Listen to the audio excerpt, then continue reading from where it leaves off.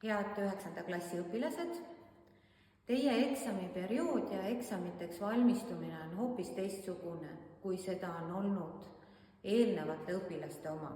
Võiks isegi öelda, et aastakümneid ja aastakümneid on õpilased läinud eksamitele vastu hoopis teistmoodi. Ja ka tutipidu on teie jaoks kaotamas oma senist mõtet.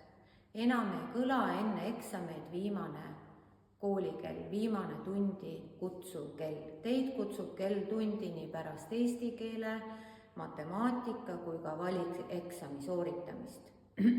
Ja olgu siis direktori heade soovide edastamine ka sel korral teistsugune, näiteks tänapäevaseid tehnilisi vahendeid kasutades. 8. klassil on teie jaoks varuks palju häid soovitusi, kuidas eksamiteks valmistuda, mida sellel perioodil teha, mida mitte teha.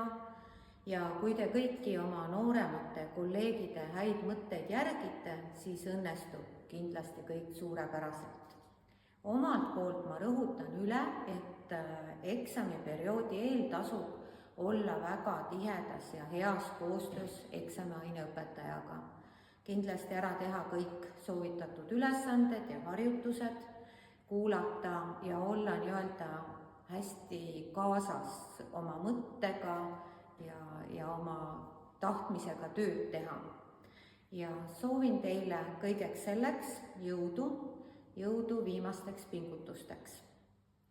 Ülejäänud kooliperele soovin täna head vaheaega, sest kohe-kohe juba varsti saate teie vaheaega nautima minna, kui 9. klass alustab eksamiteks valmistumist. Puhake, lugege, veetke aega sõpradega, käige palju õues ja siis jõuame õppeaasta lõpus meiegi veel tööd teha ja õppida.